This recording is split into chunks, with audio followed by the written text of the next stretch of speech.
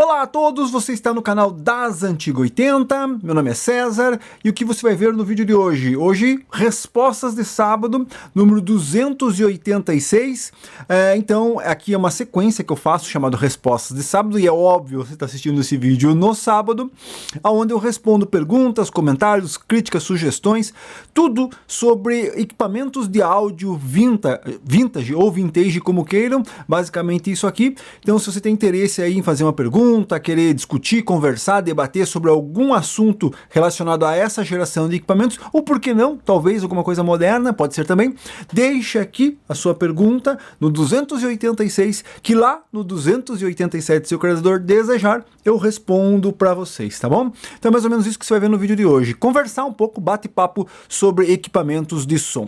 Bom, então como eu já falei, nesse canal a gente só conversa sobre essa geração, equipamentos dos anos 70, 80, alguma coisa dos anos 90, aquilo que realmente vale a pena, opinião sincera, dicas, conhecendo, que mais? Histórias, comparativos, lives batendo papo, lives analisando o mercado do som vintage, que mais? Bom, tudo sobre essa geração.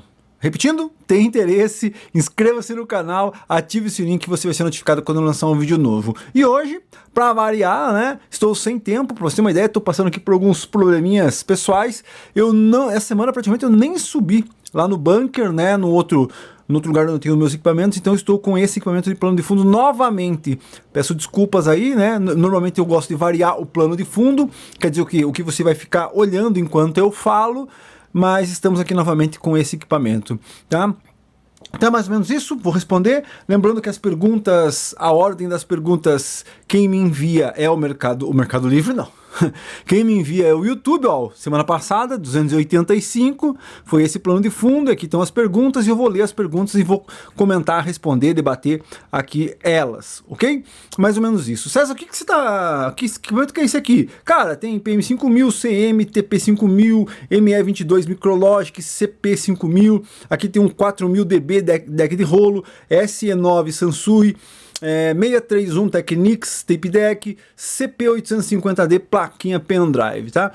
Tem mais coisas ali pra cima, mas não vou mexer na câmera não. Então basicamente é isso. Vamos lá? Outro recado que eu ia me esquecendo, estou gravando esse vídeo na quinta-feira à noite, bem à noite. Então se você fez alguma pergunta na sexta, na quinta-feira de madrugada, ou sexta-feira, ou sábado pela manhã, eu não vou poder responder, né, porque não tem como adivinhar. Então se você respondeu pós esse horário, faça a pergunta novamente nesse vídeo aqui, antes de quinta-feira, e eu te respondo sem problema nenhum. Beleza? Então é isso aí, vamos começar aqui já, ó. Tem bastante coisa, talvez o vídeo fique longo como de costume. Vamos lá.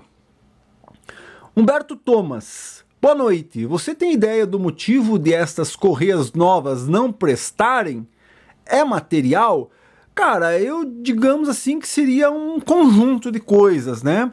Exemplo, como eu sempre falo, tape deck, toca-discos, videocassete, equipamentos que necessitavam desse tipo de correia, lá nos anos 70, nos anos 80, era de quilo, né? Então todo equipamento que você vai verificar dos anos 80, dos anos 70, tem um tape deck, certo? Tem um tocador de fita. Todo mundo teve um videocassete, todo mundo teve um toca-discos, né? Então, quando a demanda é muito grande, né? Então todo tape deck precisa de uma correia. Alguns modelos de toca-discos precisam de uma correia. Videocassete precisa de uma correia. Então quando a demanda é muito grande, é óbvio que as pessoas fazem mais, né? Principalmente para reposição e tudo mais, e a qualidade desse produto tem que ser bom. Porque se a indústria utiliza, se a pessoa que fabrica um equipamento utiliza para pôr no seu equipamento e vai dar uma garantia e tudo mais, o produto o material tem que ser bom. Então, um dos pontos, né, que as correias que são lá dos anos 80 duram mais, né? Claro, elas têm 40 anos, mas tem correia com 40 anos que é melhor do que correia nova que você compra aí. Então, por quê? Porque a demanda era muito grande, então você tinha que ter um material de boa qualidade. Beleza? Esse é um ponto, né? Então hoje em dia, como é underground, digamos assim, as correias, apesar que tem muito toca-discos que usa, o pessoal começou as pessoas que começaram a fazer manutenção em tape deck agora, elas ainda conseguem encontrar correias. Mas eu que já vivo isso há um bom tempo, nos anos 2000, cara, Era difícil. Eu me lembro de ter uma loja aqui na minha região onde tinha correias, você ia lá, levava a correia, aí a gente ia lá, media uma correia certa, ele tinha um painel assim com um monte de prego e as correias todas penduradas ali. Aí você levava a correia que você precisava, colocava ali do lado, comprava a correia e trazia embora, assim, entendeu? E aí foi. Daí de repente sumiu. Ah, não tem mais, ninguém procura. Eu me lembro que uma vez numa loja também, o cara botou numa mesa assim, um monte de roller, cabeçote, queimando, que ninguém compra, ninguém comprava, um ou outro comprava. Então, passou por esse período, você entendeu? Então, quem fez manutenção nos anos 2000 de tempo ideia é que sofria. Muito mais do que hoje. Se você sofre para fazer manutenção em tape deck hoje, nos anos 2000 era impossível achar correia. Eu me lembro que a única coisa que encontrava, às vezes a gente comprava aqueles kits, existiam uns kits que você comprava, uns cartuchinhos assim, que eram os kits da Aiva. Então você comprava um cartuchinho, Aiva 999, aí vinha um jogo de correia completo para o F999. Isso ainda encontrava de quilo, isso ainda encontrava bastante nas eletrônicas. Então, às vezes, a gente comprava esses kits para desmembrar eles e usar em outros aparelhos, entendeu? Então, passou por esse período de ninguém mais querer as correias. De repente, agora, todo mundo quer. Só que não se encontra mais, não se fabrica mais. E aí, como o pessoal vê, pô, tem procura, beleza? Beleza. Vamos fabricar, vão. Mas vão fabricar com a mesma qualidade que os caras fabricavam nos anos 80, quando eles forneciam para a indústria montar os equipamentos? Óbvio que não, é underground, vai vender uma, duas. Se o cara, eu já falei isso, né? Às vezes me pergunta assim, César, agora a gente vai voltar a fabricar o Trans 60? Totalmente viável, psicologicamente, digamos assim, mas financeiramente não. É a mesma coisa que correia. Não adianta você querer fazer uma correia supra-sumo lá, bacana, só que você vai fazer 50 de cada tipo. Nos anos 80 fazia milhares, então valeria a pena fazer com material de boa qualidade. Então, são fatores. E, claro, como você pergunta aqui, um dos motivos é que as pessoas fazem simplesmente para quebrar um galho. Hoje, né, as indústrias fazem essas correias para quebrar galho, porque não vende de quilo como vendia nos anos 80. E o material, óbvio, o material que você tinha, né, nos anos 80 era um. O petróleo que você utilizava era um. Na verdade, não é nem petróleo, né? A borracha, o látex que se utilizava nos anos 80 era um látex. Hoje existe látex híbrido, sei lá, de barbatana de tubarão. Você entende, né? Hoje é de palha de milho, látex de, sei lá, casca da árvore de sei lá o que, né? Apesar que látex é da árvore, né? Mas da seringueira, né?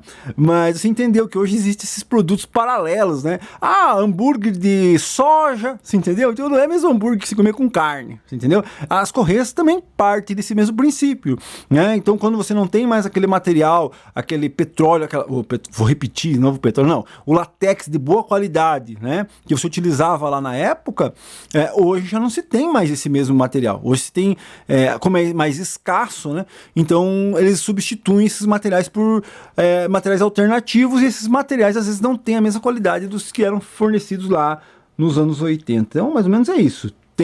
Não concorda? Tem uma outra opinião sobre isso? Deixa um comentário aí, semana que vem eu leio. Continuando. Comentário dos membros. Norton Luiz, o Norton Luiz é membro do canal, agradeço de coração, muito obrigado pela contribuição, e ele fez aqui um valeu demais. Se você puder contribuir com esse canal, agora chegou a parte mendigar, se você puder contribuir com qualquer valor aqui pro canal, desculpe, o canal agradece, deixa aqui nos comentários, faça uma contribuição, superchat, alguma coisa, o canal agradece e isso incentiva a gente a continuar fazendo os vídeos aí. Muito obrigado, meu amigo Norton. Continuando, Mauro Fleck também é membro, né? Se você quiser se tornar membro desse canal, tem um quadradinho escrito seja membro, você vai pagar lá uma mensalidadezinha, um doce de amendoim por mês, e vai receber alguns vídeos que eu ponho aí, de bastidores, dicas. Eu preciso fazer mais vídeos de tretas, né? Eu tô fazendo muito vídeo de bastidor, tal, vou fazer mais alguns vídeos mostrando anúncios, mostrando coisas hilárias que aparecem por aí, tá? Então é isso, tem interesse, paga lá uma mensalidadezinha por mês e contribui, na verdade você contribui com o canal e com contraponto, quando eu posto um vídeo lá para vocês. Grande abraço, muito obrigado meu amigo Mauro Fleck por ser membro do canal. Para quem é membro, né, quiser deixar um comentário aqui mesmo, se vale a pena ou não, deixa aí. E também, se você é membro do canal e tem algum vídeo que eu postei lá que seja o mais interessante, César, aquele vídeo que você postou de tal assunto foi o mais interessante que você postou até hoje com membros, deixa aqui, quem é membro, que eu leio aqui, talvez incentive alguém a se tornar membro também aqui do canal. Muito obrigado, vamos lá. Olá César, você comentou no vídeo passado sobre os médios de 6. Tem algumas opções, como os Oversound 6 Steel e os KVS 6 MGS 150 e o Taramps MB 400. Sobre o recondicionamento, não tive experiências boas, mesmo fazendo com um profissional, que é o melhor da região, não ficou igual. Mas isso não é culpa dele, e sim que não existem mais reparos originais para falantes antigos. Os materiais disponíveis hoje são diferentes dos antigos, nunca vai ficar igual. Pode ficar parecido, mas não igual. Valeu, abraço. Então, muito obrigado pelo comentário, né? Eu vou dar uma olhadinha, mas, cara, como posso dizer assim? Às vezes me falta o ar. O que acontece? Para quem viveu assim o som profissional, né? E quando veio a moda som de carro, né? Então eu lembro que no som de carro, nos anos 90, você comprava Alpine, né? Como eu sonhei em ter dois MRV-1000 da Alpine para tocar, né? Mas a gente se contentava ali com os Pioneers mesmo, ou os Tojo AB, alguma coisa. Então nos anos 90 a gente teve esse ban assim, do som automotivo. Então o cara ia para o Paraguai, trazia CD, trazia tal. E a indústria nacional começou a crescer e aí vieram essas marcas. Então eu vou ser bem sincero, eu tenho um certo preconceito contra Oversound e contra Taramps, né? Porque Taramps faz também amplificadores e tudo mais, e essa indústria nacional, claro, ela veio para bater os japoneses e tudo mais, tanto é que os amplificadores nacionais vendem mais hoje do que os importados. Aqui no Brasil nem entra tanto importado, só aqueles caras que querem qualidade e tal. É um nicho bem pequeno os importados, mas no começo não, né? A gente comprava só equipamento importado, Rockford, US Amps, né? Então, e aí quando veio essas marcas, porra, legal ver as marcas, mas, cara, se tornou um troço tão, vou ser bem sincero, tipo Taramps, né? Cara, tinha tinha os Banda Ice, Banda não sei o que, tinha um outro que também o pessoal usava bastante. Puxa, como que era? Uns compridão, assim, também, bem no começo, bem nos inícios, assim, sabe? Só que esses Taramps, cara, quando você olha esse som aí que os caras usam, cara, aquele som horrível, batida seca, não sei o que, aí quando você vai ver é Taramps 3.5, não sei o que, troca em 0,0,0 ohms e não sei quantos. Resumindo, eu tenho algum certo preconceito quanto a isso, entendeu? Então, se eu realmente for investir em alguma coisa, vai ser em marcas clássicas.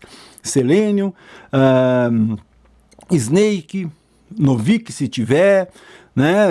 Quem sabe alguma outra marca assim. Mas eu realmente gastar dinheiro com Oversound e com Taramps, não estou discutindo se é bom ou não é, você entendeu? É questão minha, gosto meu, você entendeu? A mesma coisa o cara fala assim, pô César, você tem PM5000 e tem A1, por que você não usa a A1 que é mais forte? Eu gosto do PM5000, coisa minha, você entendeu?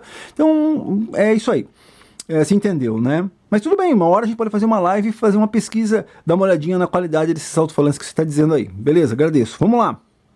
E é isso que eu ia fazer, né? Uma live falando sobre alto-falantes. Já fez, acho que, sobre falantes. Podemos falar sobre médios também. Sobre componentes, a gente já falou também que ia fazer uma live falando sobre isso, tá? Com relação à recondicionagem, eu também tive uma má experiência. Eu tinha uma FAR L65 que um dos médios estava parado, né? E eu fui levar numa pessoa que recondicionava sempre e ele falou assim, ó, essa bobina não dá mais, porque 4.5 não tem mais essa bobina, não tem como. Aí alguém me indicou um outro lugar, né, que faz a bobina, que poderia montar a bobina, levei pra lá, o cara montou a bobina, mas cara, ficou um troço horrível, sabe? Aquela pelotagem de cola no cone. Cara, o cone pesadaço, porque tinha araldite por tudo. Realmente, né, quando a pessoa não tem assim aquela sensibilidade, né, porque normalmente você vai levar um falante desse pro cara, o cara fala assim, esse alto-falante velho, o cara só quer que funcione, põe qualquer coisa, o cara não quer, não acha que você vai querer uma coisa assim, porra. Daí eu pus esse médio nessa caixa, inclusive vendi essa FAR aí aqui no canal, né, mas eu avisei, óbvio, que um médio estava recondicionado. E então você sentia aquela diferença do áudio do médio original pro médio recondicionado, mas quando acontece isso, tem que recondicionar os dois, né? para os dois ficarem iguais. Mas aí você perdeu totalmente o parâmetro, perdeu totalmente a referência, né? Recondicionou os dois estão iguais. Mas eles tocavam assim ou não? Não se sabe, né? Porque você recondicionou os dois, não tem como fazer um parâmetro. Então é bem complicado, essa história de recondicionamento é bem complicado. E quando você conversa com as pessoas que fazem o serviço, cara, é aquele cara que faz o serviço, mas, tipo, o cara tem uma caixinha JBL. Você entendeu? Quem faz a recondicionagem do alto-falante teria que ser aquela pessoa que mexe com som, que curte. Não, vamos colocar aqui, a altura da bobina está correta, vamos centralizar. Cone. Não, mas esse falante usava cone seco, vamos tentar procurar um cone seco. Daí você leva lá o alto-falante, tem um cone aqui, põe qualquer cone. Às vezes põe com suspensão diferente, com calota diferente. Cara, é bem difícil. Esse setor de recondicionagem é bem complicado, né? O que mais você falou aqui? Não vai ficar igual. Realmente. Infelizmente, não tem como. Você sabe que eu tenho aqui, ó, atrás de mim, tem caixas CS12 da Polivox. Eu já fiz vídeos aqui nesse canal mostrando eu tentando arrumar ao máximo essas caixas para não precisar recondicionar, né? Então eu tenho elas aqui, elas faziam um barulho, falhavam assim, em baixo volume, e eu fui lá, fiz um monte de coisa, testei, troquei cordoalha, fiz um monte de coisa. Tem vídeos disso aqui no canal, procura aí caixas Polivox CS12, reparo de alto-falante, alguma coisa assim, dicas de como reparar, alguma coisa assim, tá no canal. E eu tô com elas até agora, com cone original e bobina original, mas com cordoalha trocada, ressoldada, assim, entendeu? Então eu procuro às vezes arrumar isso muito mais do que restaurar, do que recondicionar. César, mas você tinha uma caixa aí, IBS, que você recondicionou os woofers. Por quê? Porque eu mostrei em vídeo também. Os woofers estavam bons, até de cone, tava tudo legal, mas a cordoalha podre e os fios da bobina podre também, não tinha como. Eu fiz vídeo, cara, eu mostrei aqui, cara, eu quero salvar, mostrava, quero salvar, vamos tentar salvar. Chegou uma hora lá, eu falei, cara, não tem como salvar, a bobina já tá rachada, não tem mais como, você entendeu? E aí tive que recondicionar, né? Muito obrigado, meu amigo Mauro Fleck, né? Continuando, Galvão 1091. Grande César, valeu, muito obrigado, meu amigo, por participar. Roberto CWB 3054, meu amigo Roberto aqui também é membro do canal, vamos lá. César, eu estava pensando na hipótese de um dia os meus acrílicos dos VUs do PM5000 trincarem, devido ao calor emanado das lâmpadas. Pergunto, mandar fazer o acrílico dos VUs fica bom? É fácil trocar? Cara, é difícil. Eu já mostrei aqui, muita gente me criticou e tal por causa disso, né? Então aqui, ó, PM5000. César, esse teu PM5000 aí tá meio apagado. Olha o CM, como tá meio apagado. Até tem um pontinho ali, ó, que tá abrindo já. Eu já fiz vídeo mostrando. Cara, eu preciso fazer uma coisa aqui.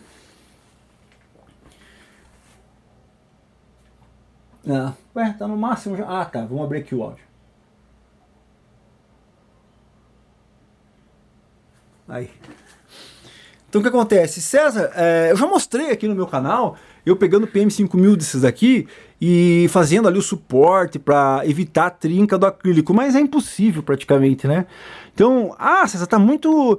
Isso é um erro das pessoas, né? César, tá muito apagado isso aí, vamos abrir para ver? Aí abre, tem aquele acrílico, aquele difusor ali, né, original às vezes. Não, isso aqui tá segurando a iluminação. Vamos tirar isso aqui. Aí já era, vai trincar, né? Então, a única alternativa é você tentar adaptar um LED no lugar das lâmpadas, que talvez fique igual, para não correr o risco de trocar o acrílico, para não trincar o acrílico. E é isso. Teria que tentar colocar um LED ou manter sempre o teu equipamento com aquele difusor que tem ali, certo? Ó, meu difusor, como eu disse, do CM tá aberto já ali, ó. Tem que dar uma olhadinha ali, ó. Muita gente olha assim, nossa, tá muito apagado isso aí. Vou arrancar isso aqui, botar uma lâmpada super forte ali, vai ficar bem bonito. Meia hora depois tá tudo trincado, tudo arrebentado. Ou com os vermelhinhos tudo desbotado, né? Então é complicado. Agora... Isso com relação a você tentar manter o teu equipamento original.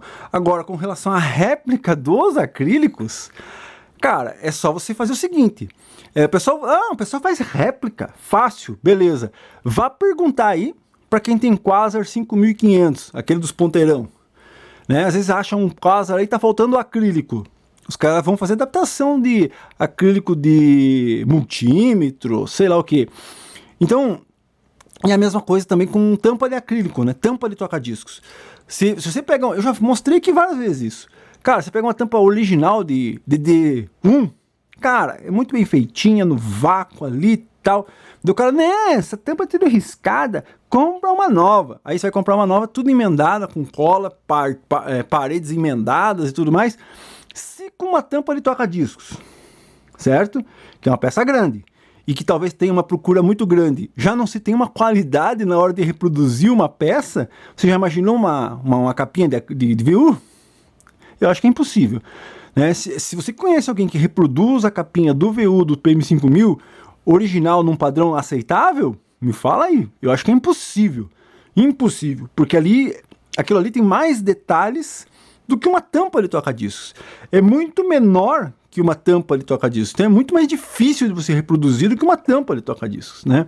Então, já para você conseguir uma réplica, é praticamente impossível, na minha opinião. Alguém que faça desse estilo aí, né? E se for fazer, vai cobrar uma fortuna, porque é uma coisa muito artesanal e nem se sabe se o acrílico vai ter a mesma qualidade do acrílico original e se não vai partir até mesmo antes do que o do original. Beleza. Até aí tudo bem.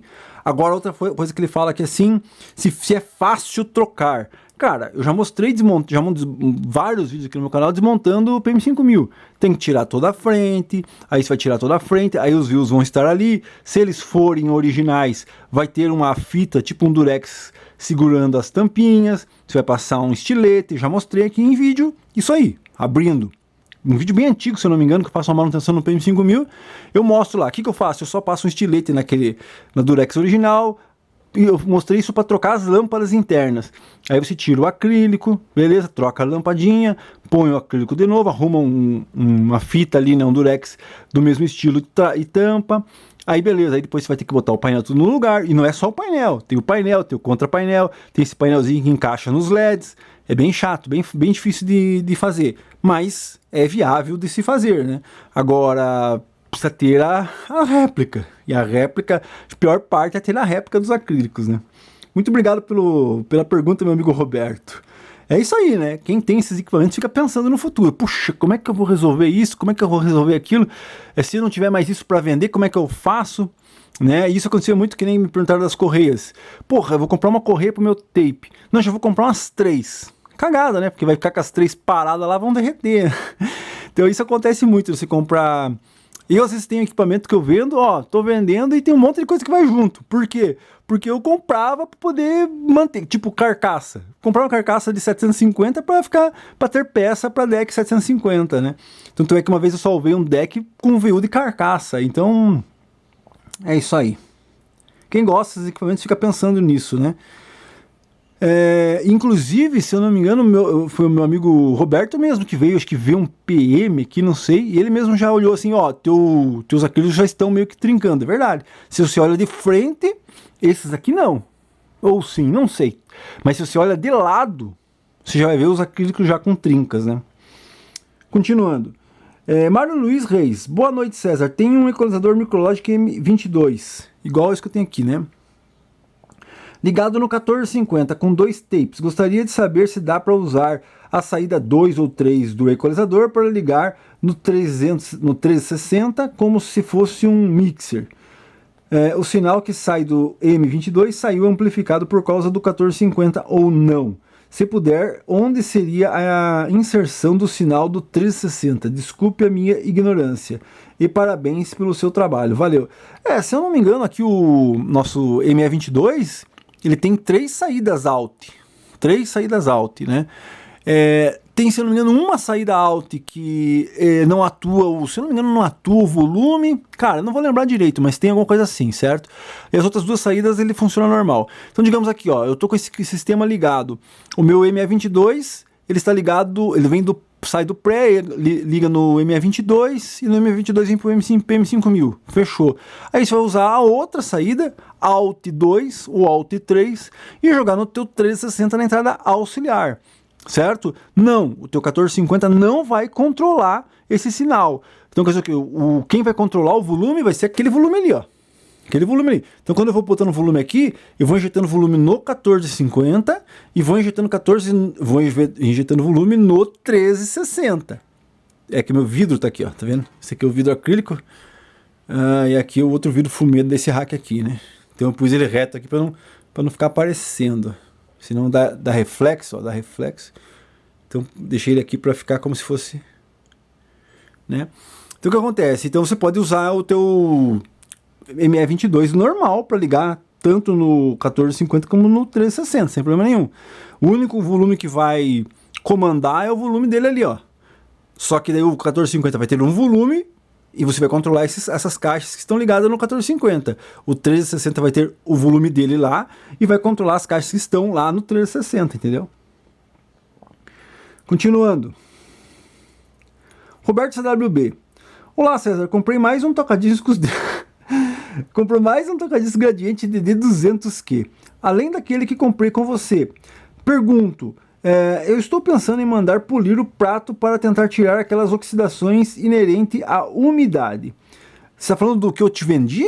O que eu vendi acho que tá bom, né? Perfeito, acho que não tinha problema, não sei. Versus tempo. Pois esse toca-discos... Ah tá, é o toca-discos que ele comprou agora. Veio com o prato um pouco manchado. Existe algum risco ao se polir, tipo, desbalancear o prato? Não, desbalancear o prato é impossível, né?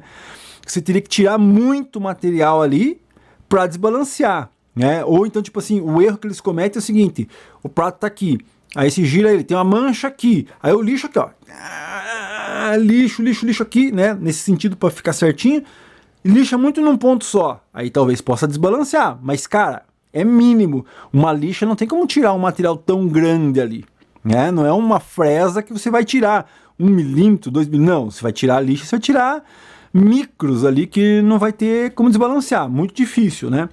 O maior problema, na minha opinião, nesse tipo de polimento que o pessoal faz, é porque polimento existe níveis de agressão. Preciso emendar aqui, peraí.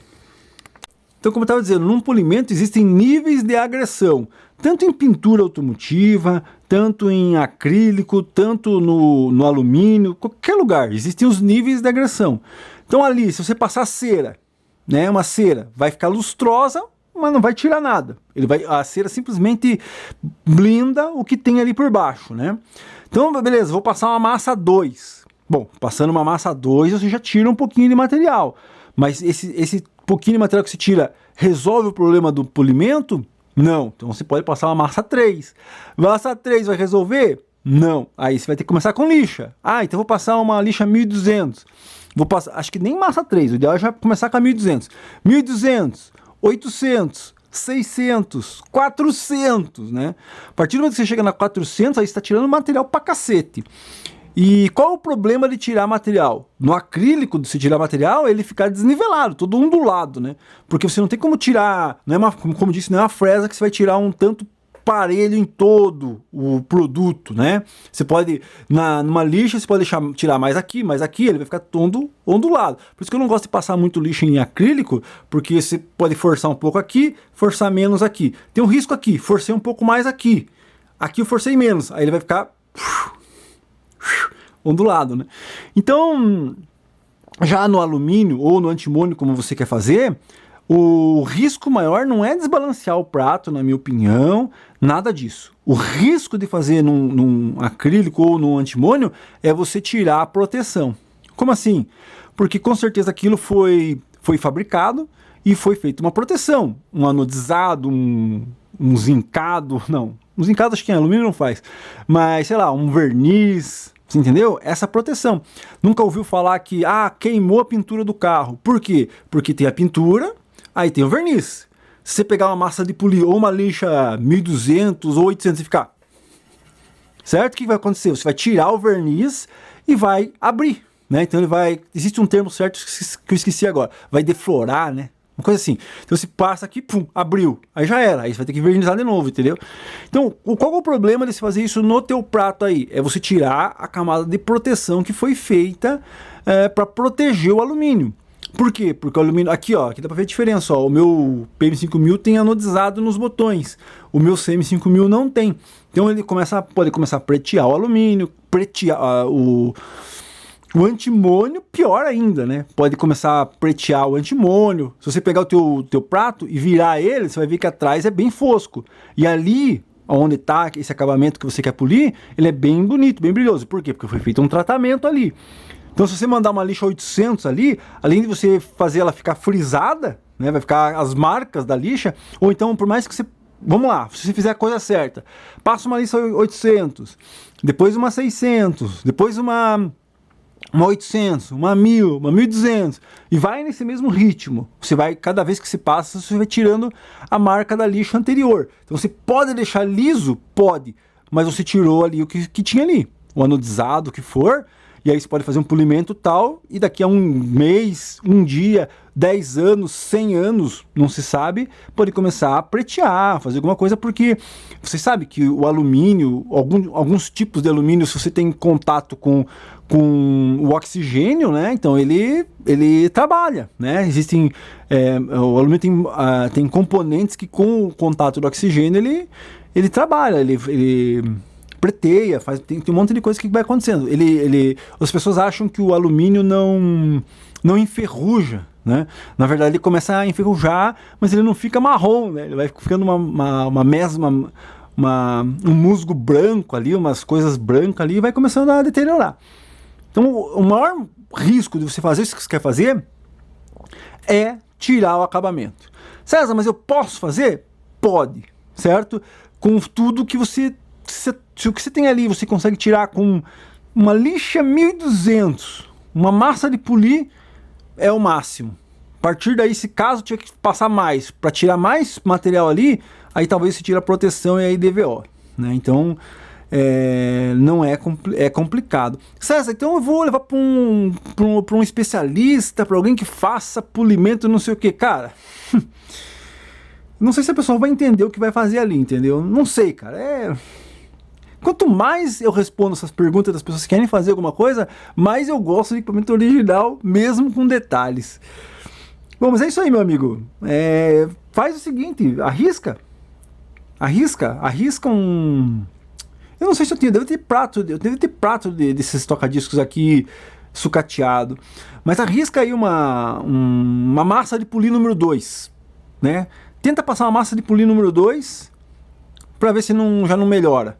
Que eu acho que a massa de polir você não vai conseguir tirar a proteção dele, não vai ter esse risco. A partir da massa de polir 1200, 800, aí você vai ter risco de tirar a proteção do antimônio aí. Obrigado pela pergunta, meu amigo. Vamos lá. Antônio Augusto Teixeira. Boa noite, César. Você tem um tape deck para venda? Reposte. Puxa, eu não vi tua pergunta da outra vez. Se eu não li... Eu tenho alguns tape decks para venda, mas não como você perguntou lá no Mercado Livre, acho que você perguntou, né? Que 100% revisado. Não. Todos os tape decks que eu tenho à venda, existem vídeos deles, alguns tocando 100%, gravando 100%, sem problema nenhum, mas que não são revisados. Então, pode funcionar tudo, tem alguns que pode ter um ou outro defeito, um ou outro detalhe, né? Então, tipo assim, que nem você falou lá que você quer 100% revisado, não tem nenhum, não. Tem algum 100% funcionando? Sim, mas não 100% revisado. JC Duran. Ao fazer um recap, existe alguma relação dos componentes que vão naqueles equipamentos em especial? Ou tem que tirar todos que precisa... Deixa eu ver aqui. Todos que precisa trocar e procurar e contar com a sorte de encontrar capacitores, resistores e por aí vai. Obrigado por prestar esse belo serviço de informação que o canal nos oferece. Vida longa. Deixa eu ver se eu entendi um pouco mais a pergunta aqui. Ao fazer um recap, existe alguma relação dos componentes que vão naquele equipamento em especial? Ou tem que tirar todos? Não, o que você pode fazer é procurar o esquemário do equipamento e lá você vai ver todos os componentes, todos os capacitores que tem. Aí você faz uma lista, compra esses capacitores, que eu acho que até é mais fácil de fazer isso, né? Porque às vezes você fala assim, não, vou tirar todos aqui, depois eu vejo qual é, e depois eu compro e daí vou pôr. Só que na hora de pôr, né, você vai ter que saber qual vai em qual lugar, né? E aí você vai ter que ir no esquemário de qualquer jeito. Então é mais fácil você, na minha opinião, se eu não tenho um esquemário, eu vou na placa e leio um por um, né? Então aqui eu tenho 50 por 10, aqui eu tenho 50 por 1000, aqui eu tenho 25 por não sei quanto. Vou marcando, acho que tem um... Você vai marcando ele, né? Então tipo, esse aqui eu já vi, faz uma marquinha nele. Esse aqui já vi, esse já vi, esse já vi, e já vai fazendo uma lista de componentes. Aí depois que você tem essa lista, você vai procura lá os componentes de marca que você deseja, compra todos, e daí na hora de instalar você vai tirando um por um. Tira esse aqui, põe o novo no lugar. Tira esse, tirar tudo. Fazer a lista e depois comprar tudo e tentar pôr, eu acho que dá para se perder bem bonito nessa história aí, né? Não faria isso nunca, jamais, né? Primeiro compraria os componentes, depois tiraria da placa. Continuando. Darcy Ribeiro. Olá, César. Olá, César. Ganhei gratuitamente uns aparelhos, uns decks e veio 2 PM5000. Pô! Ah, isso não acontece comigo, né? Ó, podia um cara vir bater aqui na minha casa, 11 horas da noite. Pô, não tem uns negócios aí, quero te dar. Daí ser 2 PM5000. Não, mas é difícil, né? Normalmente quem bate aqui é encher o saco pra vender meia, vender mimosa. E sempre bate na hora que você tá fazendo alguma coisa. Desgraça, né? Bom, mas então vamos lá. Então ele ganhou alguns equipamentos e veio 2 PM5000. Puxa vida, hein? Detalhe, veio de Peruíbe, litoral. Muito enferrujado. Vou ver o que dá pra salvar. Cara, não tem muito assim o que deteriorar, né? A estrutura, tudo dá pra salvar, né? O maior problema, na minha opinião, é se tiver muito as placas muito corroídas, muito...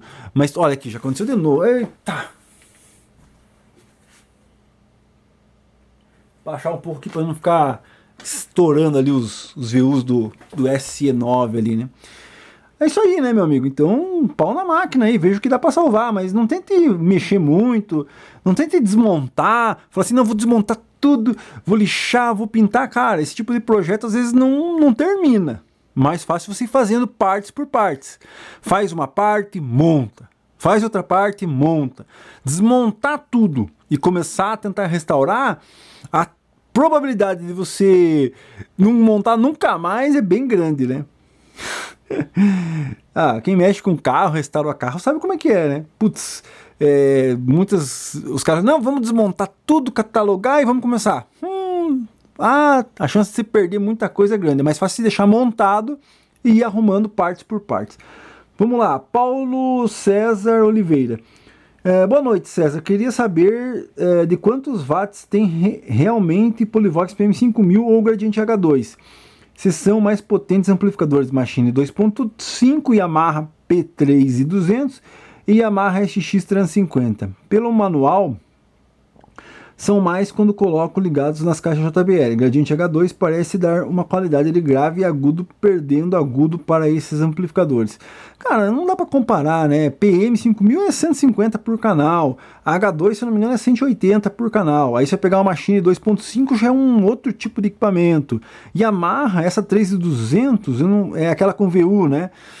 É outro tipo de equipamento, não tem como comparar, né? Se você falar assim, não, a H2 é muito melhor que a Machine 2.5, só se for de timbre de grave, timbre de agudo, por ser um equipamento feito residencialmente, mas de potência mesmo, né?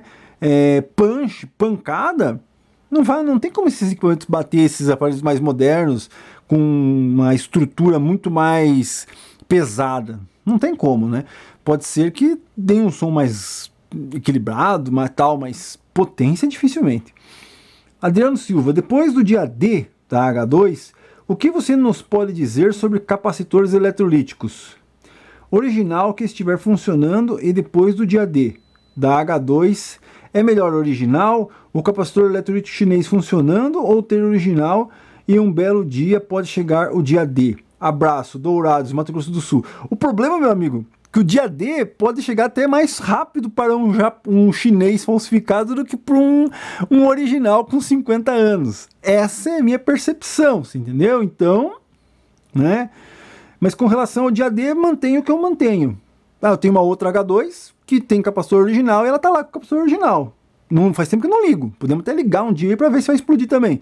Mas vou ser bem sincero. Na H2 do dia D, aqueles capacitores explodiram porque estavam ressecados, eles nunca receberam corrente. Já falei isso 1000 vezes.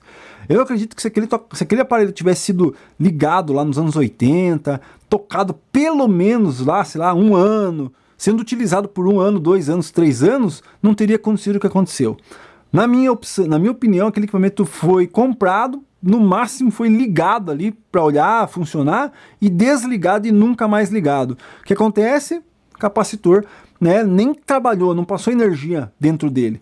Agora, se ele tivesse ficado 1 ano, 2 anos tocando forte ali e tal, o líquido do capacitor teria trabalhado e pode ter ficado parado 20 anos, mas pelo menos trabalhou uma vez na vida. Agora, quando nunca trabalhou, que é o que eu falei, comprar capacitor de estoque antigo é a mesma coisa que comprar a H2 que vai explodir, né? Não tem como. E se você mudou a sua opinião? Não. Eu vou escutar os meus aparelhos com capacitor original enquanto der. Ah, queimou? Beleza, troca os capacitores, mas vou tentar procurar de melhor qualidade, né? Mas ir lá trocar o capacitor que está tocando, que está funcionando, ainda continuo com a mesma opinião que peças, componentes, por falar isso, até acabei de postar um vídeo aí quarta-feira falando sobre isso, né?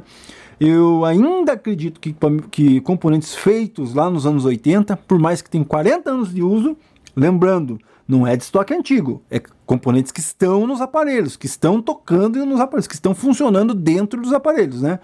Ainda são melhores do que os fabricados novos hoje, tá? Então eu ainda mantenho isso daí e talvez, sei lá, daqui a 30 anos, que daí vai ter capacitor de 80 anos, daí talvez, né? Júlia Quinones da Silva, alguma castanha. Boa noite, amigo César. Gostaria de saber se você poderia me dar a referência de uma boa plaquinha pendrive, pois vou ver se encontro em Cidade do Leste, na fronteira do Brasil com o Paraguai. Obrigado.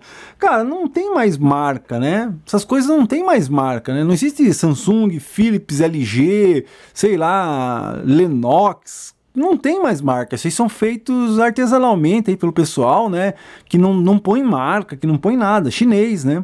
Então a plaquinha que eu recomendo é essa aí, ó, né, essa que tá ali. Se você encontrar ela, tem vídeo aqui no canal que eu mostro ela, tudo, mas não sei se você vai encontrar isso no Paraguai. Se tiver, agora se tiver uma ainda com touch, com tela que você possa colocar o dedo, né, porque ali o meu problema é aqueles botãozinhos ali, ficar nos botãozinhos. Se fosse com touch, né, você colocava ali o dedo, igual uma multimídia de carro. César, por que você não põe uma multimídia de carro? Porque não tem naquele tamanho. Se existisse uma multimídia bem facinho, igual aquela ali, que coubesse ali sem precisar arrebentar o painel do aparelho, puxa, seria bem interessante, né? Então eu recomendo isso daí. Se você for no Paraguai e encontrar uma multimídia de carro que você consiga pôr no teu tape deck, né, se você quiser fazer adaptação de deck, senão nem precisa. Põe uma caixa de madeira lá, uma caixa de papelão, põe lá faz uma pinta de prata, né? Põe ali, põe a multimídia. Porra, não tem coisa melhor que uma multimídia automotiva ali. Mas o problema nosso é encaixar e não ter que cortar painel de aparelho, tá? Continuando. Onde é que eu parei? Aqui, ó. Florida Today, vamos lá. César, sei que o tempo é escasso para todos. Tenho procurado agregar informações e levantar questões para engrandecer o seu canal. Às vezes uma polêmica faz bem. Puxa, concordo plenamente. Todos querem dar sua opinião e isso deixa o conteúdo interessante. Todos têm algo para ensinar. Concorda? Com certeza. É aquilo, né? A gente aprende com os acertos, aprende com os erros. Quem não aprende com erros é aquela pessoa que vai cometer erro, né? Então, digamos, pô, se o cara foi lá, ligou a H2 em meio ohmo e queimou, aí você não aprendeu com esse erro, não, vou ligar também para ver se não funciona e queima também, pô, né? Se você pegar uma H2 nova, que nunca foi usada, na caixa lacrada, você não vai meter na tomada e deixar tocando, porque vai explodir capacitor. Você não aprendeu isso? Então isso que é muito interessante. A gente aprende com as experiências dos outros. Quem aprende com as experiências, tanto positivas como negativas, dos outros, né, sai na frente com certeza, né? Você não perde tempo cometendo erros. Vamos lá. Todos querem dar sua opinião e isso deixa o conteúdo interessante. Todos têm algo para ensinar, concorda? Com certeza. Cada um viveu uma coisa, eu tenho uma experiência, tenho outra experiência, né? Todo mundo viveu uma coisa diferente e pode agregar, com certeza. Então vamos à polêmica. Te mandei uma foto com todos os powers da Marantz, 24-25, começando em 1.400 até 3.800 dólares. Na minha opinião, esses aí tocam muito melhor que qualquer coisa fabricada lá nos anos 70, 80 e 90. Isso para mim é um fato. Não posso misturar razão com emoção do comentário. Terei que acreditar que um 486 é melhor que um MacBook. Mas não é por isso que eu compraria um Power Marantz da foto, pois a coleção tem um viés nostálgico também, algo que nos marcou lá atrás. Vai com calma nos comentários, kkkk. Grande abraço e salve os anos 90. Seu amigo Nadaf. Cara, isso é muito legal, né? Porque que ele fez um comparativo muito bom, né? Tipo, ele falou assim, não, eu não vou vender os meus equipamentos dos anos 90 para comprar equipamento moderno e tal, por mais que sejam melhores e tudo mais, é aquilo que eu sempre falo, né? Pô, se eu quisesse um som de qualidade, eu vendia meu PM5000 aqui, ó, zerado por R$4.000 e comprava um home theater ou um amplificador Yamaha ou qualquer outra porcaria que seja, assim, entendeu? Esse tipo de equipamento aqui, não vale R$4.000, César. Por quê? Porque só tem 150 watts. Cara, eu não quero saber disso. Você entendeu? Eu não estou aqui escutando um amplificador de potência. Não, eu estou escutando um PM5000, um Polyvox clássico nacional. E as pessoas não entendem isso. Quando você vai ver os caras vendendo, não, vou vender meu Trans 60 por 5.000. Os caras vêm, não, mas com 5.000 eu compro um, sei lá o que, Standard Bridge, não sei o que, e um valvulado, não sei o que.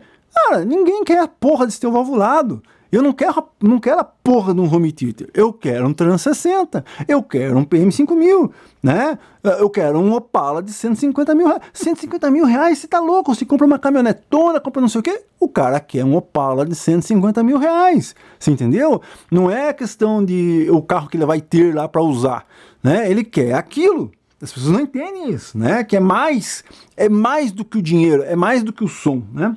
Vamos lá. E daí ele fala aqui que pode ser que eles podem ser muito melhores do que equipamentos anos 70. Claro, óbvio, né? Um equipamento moderno, com tecnologia moderna, pode ser muito melhor que isso aí, certo? Mas como eu disse, eu não estou só escutando o som, eu estou vendo o PM5000, estou olhando ele aqui no meu rack, lindo, bonito, entendeu? Não é simplesmente um equipamento tocar. Existe uma outra sensibilidade, né, no equipamento vintage do que simplesmente escutar a música, né? Isso para mim é fato. Não posso misturar razão com emoção. Contrário, terei que acreditar que aqui ele cita, né, uma coisa interessante, um 486, né, um computador antigo é melhor que um MacBook, né? Mas aí existem algumas questões, né? A tecnologia, tanto de celular, de computador, esse tipo de coisa, elas pulam muito rapidamente. E as coisas para ficarem banais, ou tem um outro termo falando sobre isso, obsoletos, né? Na computação, ou em qualquer outro lugar que seja, ela é muito mais no celular, né? Se você pega um celular antigo, eu tinha celular aqui que eu usava, quando fui instalar o WhatsApp, não funcionava mais, né? Então não tinha como. Então eles ficam obsoletos. A tecnologia desse tipo de coisa fica obsoleta. Mas no amplificador, meu amigo, não fica obsoleto, né? Esse PM5000 aqui, ele vai tocar a mesma coisa, pelo menos a mesma coisa na teoria, do que um amplificador novo. Você entendeu? Ele vai ter a mesma função, né? Agora, se eu comprar um MacBook hoje e for editar vídeo ou jogar um game, alguma coisa, eu não vou fazer isso num 486. Você entendeu? Aqui não. Aqui eu posso fazer a mesma coisa que eu faço num amplificador moderno. O amplificador moderno está tocando minhas caixas. Beleza, meu PM5000 toca as minhas caixas da mesma maneira. Então, aqui a gente tem um equipamento que você pode continuar utilizando ele da maneira que você quer, né, e ter um equipamento clássico. Agora, claro, um computador, né, apesar de que hoje existe muita gente colecionando computador, né, eu tive um 486, né, com disquete, me lembro de jogar Test Drive, né, era um joguinho assim que se colocava dois discos, as pessoas falam disco, eu penso que é CD, né, disco, tô falando disquete, e não é desses pequenos que é daqueles grandes ainda, você botava dois discos grandes, pá, aí jogava ali, de repente ele travava, você tirava, colocava outro e ia embora. Então, o um amigo meu aqui de longa data postou um meme bem legal, né? Tipo, como é que fala? Windows 11, né? Acho que é Windows 11. Daí tava, assim, os disquete, né? Um de 4.555.000. Então, tipo assim, pro cara instalar o Windows 11 no computador, ele ia precisar de 4 milhões de disquete, né? Para poder instalar o Windows 11. Pra você ver como mudou a tecnologia do computador. Mas mesmo assim, aquela nostalgia, né, de você ligar o computador, acender, né, acender o Windows, ou dos mais antigos, aquela tela verde. Então o pessoal está colecionando esses computadores, placas, computadores. Então é isso, acabou minha bateria aqui. Continuando, então é óbvio, né, que não é a mesma coisa que um amplificador, que um receiver, com um pré-amplificador, né? Todos eles fazem a mesma coisa, já um computador não. Grande abraço, meu amigo. Esse tipo de comentário aí é legal que atiça mesmo, né? Pena que eu tô meio ruinzão aqui, senão a gente continuar conversando sobre isso aqui por mais um bom tempo. Muito obrigado pelo comentário. Marcos Sandes. César, meu nobre, você é raposa velha nessa área e coloca o receiver abaixo de um deck? Cara, isso aí é meio que... Como é que eu vou dizer assim? Óbvio, você não vai botar um tape deck em cima de um receiver, mas só que você tem que olhar ali existe um detalhe. O 1450, ele já é alto de painel. O Marantz, ele tem um pé desse tamanho. E o painel dele também sai um tantão assim. Então você vai ver eles juntos, né? Nossa, eles estão juntinhos, César. Não tem espaço, só que na parte de trás tem isso aqui, ó, de ventilação. Certo? Então, essa história de não pode botar um deck em cima do receiver. Claro, se for botar um deck, um C484, um D2 em cima do receiver, não dá, porque ele nem pé não tem. Agora o Marantz tem um pé desse tamanho assim, ó. Então a questão não é muito de pôr ou não pôr, a questão é de você saber qual aparelho pôr e qual não pôr. Por que você acha que PM5000 e CM5000 vem com esses pezão gigante lá? Existe um espaço assim, ó. Apesar que no PM5000 não faz tanta questão porque a dissipação está na lateral. Mas se for ver, olha só. Todos os espaços que tem aqui. E esse é um dos motivos que, por mais que os meus equipamentos estejam em rack, eu gosto de manter eles com os pés, né? Então existem alguns equipamentos que às vezes você não consegue pôr todos no rack sem tirar os pés. Exemplo, linha Assist One. E aí eu prefiro manter com os pés mesmo, não cabendo tudo no rack, você entendeu? Então não é questão assim, tipo, óbvio, é bom evitar. Principalmente nos 366, nos 246. Mas você pode botar um tape deck em cima do amplificador. Primeiro que não é um amplificador que você vai detonar e vai ficar 5 horas tocando no pau.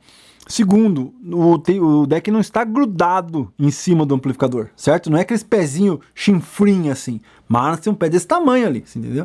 Então, não naquele caso ali, poderia utilizar daquela maneira sem problema nenhum. Continuando. Marcelo Guimarães.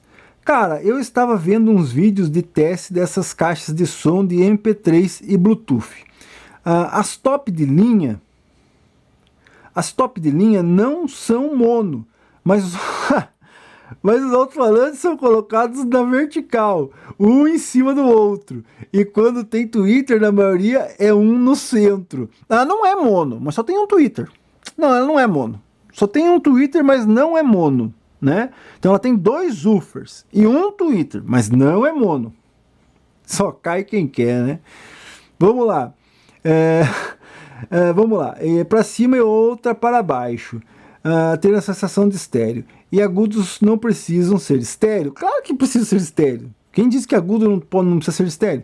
As boombox deitadas ainda salvam tendo alto-falantes separados. Eu tenho um par de Anker que bate feio em muita JBL de volume e qualidade, e tem woofer e tweeter para cada canal e um sub passivo.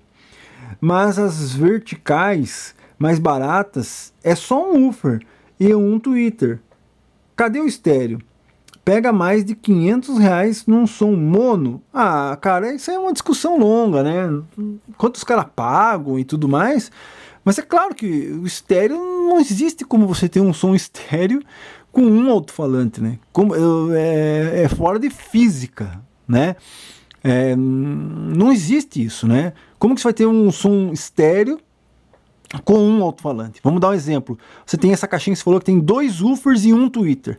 Daí eu vou lá escutar um Pink Floyd, ou sei lá, um Led Zeppelin, alguma coisa que tenha um, sei lá, um teclado de um lado, alguma coisa, então o meu teclado vai estar tocando sem agudo, só em médias, né? Cadê as frequências altas do teclado, digamos assim, né? Não existe isso, né? Agora, você ter um equipamento estéreo em um mesmo gabinete também é bobeira, né? É óbvio, tem muita gente que gosta de usar as caixas juntas, né? Então você põe as caixas juntas ali, mas você não vai ter essa sensação do estéreo, porque provavelmente você vai estar escutando vindo de um mesmo ponto as caixas, né? Quando você tem uma caixa de um lado e a outra caixa do outro lado, com uma separação grande, né? Para realmente uma vir de encontro com o teu ouvido direito, a outra vir de encontro com o teu ouvido esquerdo, aí sim você vai ter a sensação do estéreo, né? Agora, uma caixa que vem de um ponto só, 2 caixas que estão juntas em um ponto só, elas podem ser estéreo, mas a sensação, você não vai conseguir ter aquela percepção de uma estar falando uma coisa e outra está falando outra. E normalmente quando essas caixas são juntas, é que as pessoas não percebem. Ah, tá tudo funcionando. É que você vai testar elas separados, não, o Twitter não tá funcionando. Ah, eu nem tinha percebido. Cara, as caixas estão juntas, como é que você vai perceber que um Twitter não tá funcionando? Se uma tá lá do outro lado e uma tá desse lado, você teria percebido que um canal tá com menos agudo do que o outro lado, certo? Mas quando tá junto, você não tem como saber se vai se misturar ali, né? Então, realmente, essas questões aí... Cara, e não fique... Não adianta. A verdade é essa, não adianta. Se eu for... em qualquer loja, vou na Havan, vou não sei aonde, no Carrefour, vou em qualquer loja e falo assim, eu quero um som estéreo. Os caras vão te enfiar uma caixa com 2 alto-falantes. Então não existe mais como você comprar um equipamento estéreo sem ser um equipamento alternativo, né? Um amplificador, compra lá 2 caixas separadas, não existe, hoje é tudo junto, esqueça. Inclusive por quê? Porque o cara que compra um boombox, espero que você, eu acho que até você não é assim, né? Mas o cara que compra um boombox, o cara vai escutar funk, sertanejo universitário, né? Essas coisas que não tem... Talvez o sertanejo universitário, cara, ainda vou dar um ponto positivo para o sertanejo universitário. Por quê? Porque o sertanejo universitário ainda utiliza instrumentos musicais, né? Então é um ponto positivo? Sim. Né? Você ter arranjos, né? Você ter um músico, né? Reproduzindo o violão, um músico reproduzindo a sanfona, que seja, um músico na bateria. Então, o sertanejo universitário ainda tem esse ponto positivo. Já outros estilos de música aí, que é tudo feito no computador, cara, né, o tecladista tá desempregado, o violonista desempregado, né, o operador de áudio ali para os canais tá desempregado, né. Então, aí você não tem como exigir muita coisa mesmo, né? Então eles nem querem mesmo que o som seja estéreo. Como eu já sempre falo aqui no meu canal, o som é espelhado. Faz um canal só aí, mas tem que ter 2. Então, espelha, joga para o outro lado a mesma coisa que você fez do outro, né? Não existe esse tato, essa sensibilidade. Cara, e a gente pode entrar num assunto mais até profundo, né? Por que existe o estéreo, né? Porque você sabe que no início era tudo mono. Né? Então, se for pegar os vinis lá, os 78 rotações, tudo é mono. Mono. O que aconteceu com o estéreo, né? A gente pode tentar descobrir por que causou o estéreo, certo? Por que tem os estéreos? Porque os caras tentaram colocar mais instrumentos em menos canais e aí tiveram que dividir, né? Um pouco pra cá, um pouco pra lá. Não sei. É uma teoria, assim, entendeu? Mas hoje não precisa, né? Hoje você fala assim, quero fazer uma música com 200 canais, né? Quero 200 timbres de chimbal. Quero, sei lá, 50 timbres de caixa, né? O cara tem possibilidades.